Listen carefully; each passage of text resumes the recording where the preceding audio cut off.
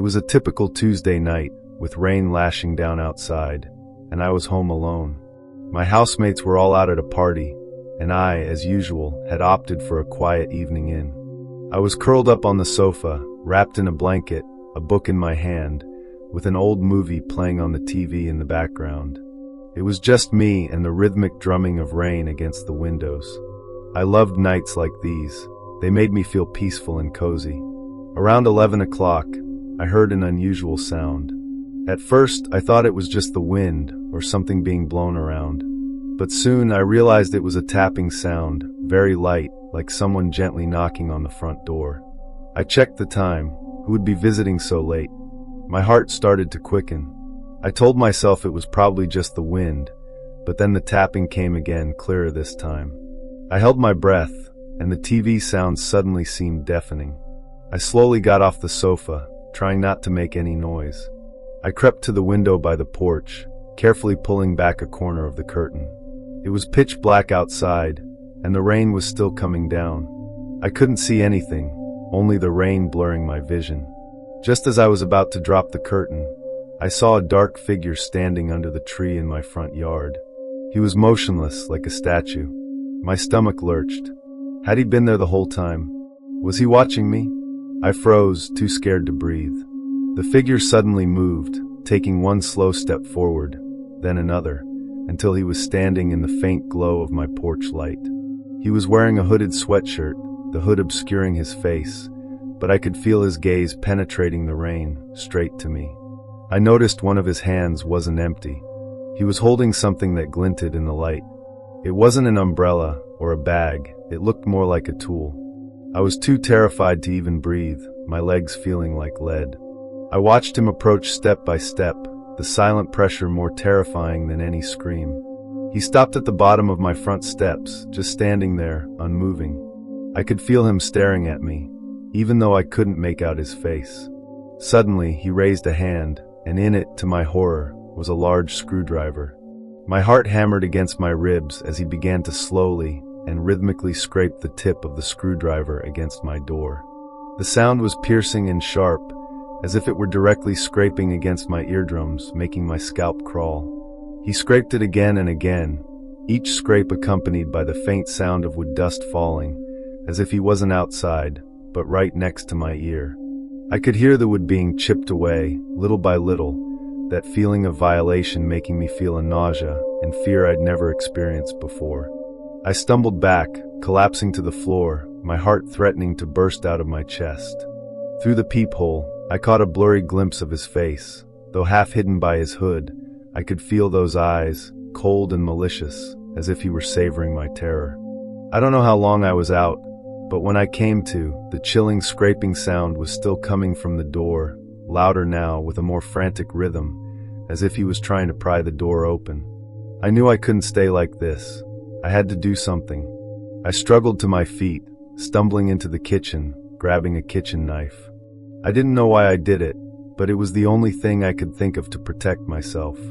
I rushed back to the living room, the scraping on the door still going, and now the door panel was starting to creak faintly.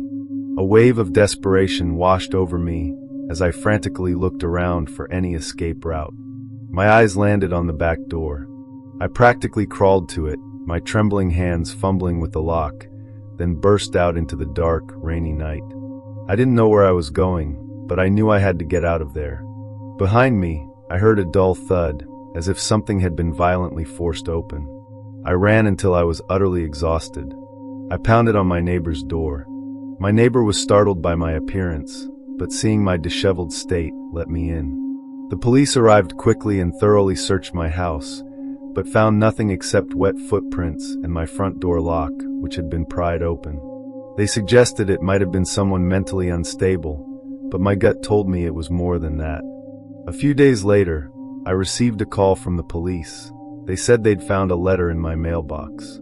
Inside was just one photograph, my house, taken from the outside.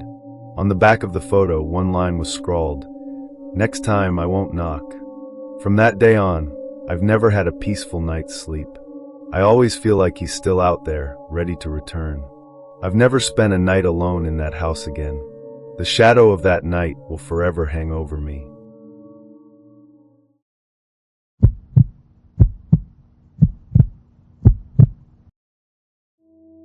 Years ago, I worked the night shift at a 24-hour supermarket chain. It was an old store in the suburbs, with not many residential areas around, mainly serving long-haul truck drivers at night. I usually covered from midnight to 8 in the morning. Besides me, there was only Mary, the cashier, who mostly dozed off at the counter. That night was like any other. Around 3 in the morning, the store was empty. It was drizzling outside, and I was restocking snacks in the aisles when I suddenly heard a bang from the cashier area. I thought Mary had knocked something over again, but then came a distinct click. I walked to the cashier, and Mary was fast asleep, completely undisturbed. I looked around and saw nothing, except for the display stand for promotional posters, which had toppled over onto the floor, with the poster lying beside it. I thought maybe it was just the wind, or I had heard wrong. I went back to the aisles and continued my work. About 10 minutes later, I felt something was off with the store lights, as if they were a bit dimmer than usual. I looked up, and most of the light tubes seemed to be working fine. When I lowered my head again, my peripheral vision caught an emergency exit sign at the end of an aisle. It was usually green, but now it was flickering with a faint red glow in the dimness. My heart sank. That thing never lit up normally. I hurried over. The sign was indeed flickering, and a fire door next to it, which I remembered locking during my afternoon check, was slightly ajar. Beyond the door was the back alley, filled with junk, a place even flies usually avoided. A shiver ran down my spine. I quickly closed and locked the door, checking it several times. I tried to convince myself that perhaps Mary had forgotten to lock it when she went out to throw trash during her break. I returned to the cashier area, intending to talk to Mary about it, but she wasn't at her post. A strong sense of unease washed over me. I called out a few times, but there was no response. Just then, I heard a faint rustling sound from deep within the aisles, like someone whispering. The sound was very soft, with a strange, viscous quality, and I couldn't make out what was being said, but it definitely wasn't Mary's voice.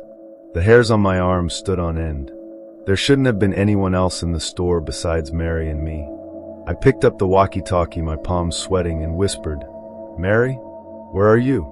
Only static came from the device. The sound continued, and it seemed to be slowly approaching my direction. I froze, staring at the dark aisle ahead, my heart pounding. Just as I was about to break down, a dark shadow suddenly darted through the gap in the shelves. It wasn't Mary's short, stout figure, but a tall, slender silhouette. He moved quickly with a chilling, premeditated calm. I didn't even catch a glimpse of his face, only felt a cold draft brush past my cheek. I instinctively stepped back, bumping into a display stand behind me, sending snacks clattering to the floor. I felt him right in front of me. The silent pressure was more suffocating than any sound. I could even smell a faint, damp earthiness. I spun around abruptly and ran towards the store in trance with all my might. I burst to the entrance, only to find the rolling shutter door pulled down most of the way, leaving only a narrow gap. It was raining outside, and the street lights illuminated the wet ground, but there wasn't a soul around. I desperately tried to pull the shutter up, but my hands were shaking too much to get a grip. Just then, I felt something closing in behind me, an icy, sickening presence enveloping me. I didn't even have time to scream before a hand suddenly reached out from behind, clamping over my mouth, while the other hand tightly wrapped around my neck.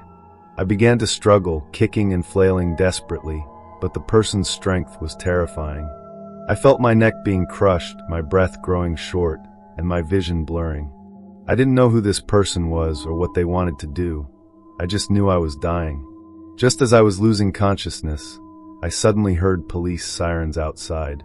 The hand on my neck released its grip, and I fell heavily to the floor, coughing violently. When I looked up, the dark figure was gone. A police car pulled up to the store entrance, and several officers rushed in, finding me curled up on the floor, gasping for air. They said a passing driver had called it in, seeing the store's rolling shutter, not fully closed, and a flickering light inside. which seemed suspicious.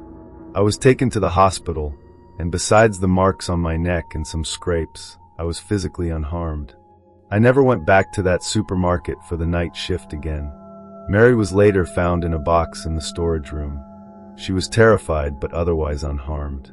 The police launched an investigation, but the store's surveillance footage had been tampered with, leaving only blurry static. The police said it was likely an attempted robbery, interrupted by the passing driver. But I knew it wasn't just a robbery. That dark figure hadn't taken anything, and his actions didn't follow the logic of a robber. I don't know who he was or what he wanted to do to me, but I vividly remember his eyes, gleaming in the darkness, and that cold, deadly pressure. Even now, whenever night falls, I instinctively lock all the doors and windows, and then meticulously check every corner, terrified that something or someone might silently appear behind me again.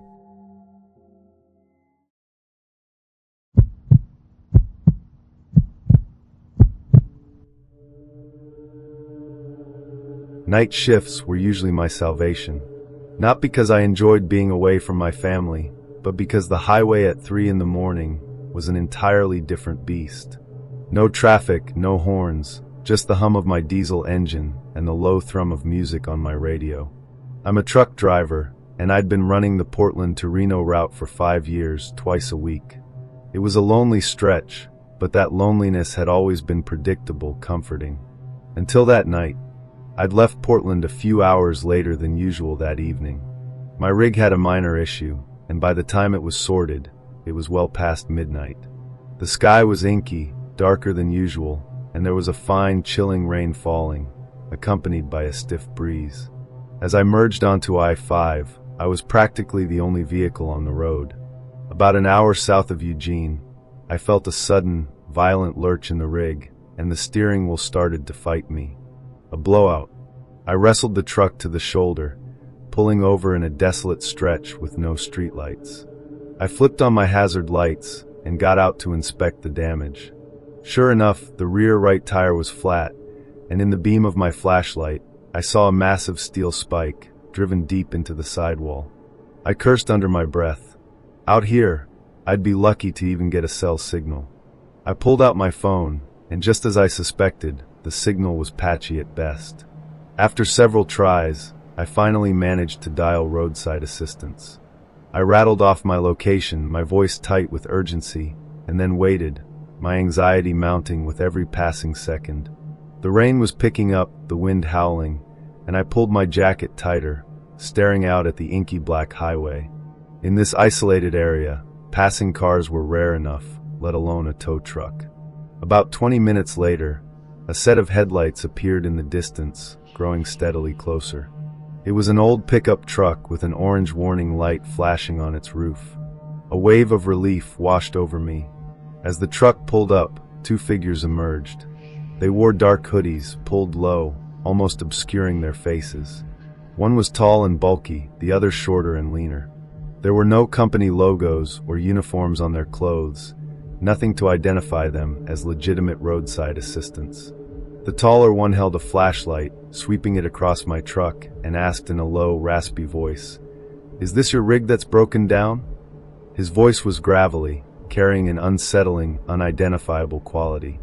I confirmed it was, pointing to the blown-out tire. The shorter man silently walked over to the tire, squatting down to examine it. My internal alarm bells began to clang. This felt wrong. Very wrong. Regular rescue personnel wouldn't be dressed like this, nor would they be so quiet. A shiver ran down my spine. The tall man suddenly strode toward me, his hands in his pockets, his eyes, barely visible under his hood, fixated on me. He wasn't looking at the tire. He was studying me, an unsettling appraisal that made my skin crawl. The shorter man stood up and in a strange, drawling voice said, "This is gonna cost you a pretty penny, buddy. That spike's in deep." I tried to keep my voice steady. "That's fine, just get the spare on for now. Money's not an issue." The tall man suddenly grinned, revealing a mouthful of yellowed teeth. There was no warmth in his smile. "Money's never an issue, we know you got plenty." As his words hung in the air, the shorter man suddenly pulled a glinting knife from his pocket and lunged at me. I had barely a second to react. I instinctively threw up my arm to block, feeling a searing pain as the blade grazed my forearm. I cried out, kicking out hard, and spun, bolting for the other side of my truck. I heard the tall man curse behind me, followed by rapid footsteps. I scrambled for the driver's side door, fumbling with the handle, then yanked it open and leaped inside, locking the door behind me. I jammed the key in the ignition and floored the accelerator. The truck lurched forward, and I heard shouts of frustration from outside. In my rearview mirror, I saw the two figures like two enraged beasts, flailing in my wake. I didn't look back, speeding away from that cursed, desolate stretch of highway as fast as the rig could go. It wasn't until I'd driven dozens of miles and pulled into a brightly lit service station that my heart began to slow. I checked the gash on my arm. Blood had already soaked through my shirt. I called 911, and the police arrived quickly. They took my statement and sent officers to investigate the scene. They told me that these kinds of incidents, disguised as roadside assistance, weren't uncommon, especially on isolated stretches of road. They advised me to be careful and suggested I install a dash cam. From that night on, every time I drive that route, every time it rains, I grip the steering wheel tighter, my eyes glued to my rearview mirror. I survived, but I know they're still out there, waiting for the next rainy night, waiting for the next unsuspecting truck driver.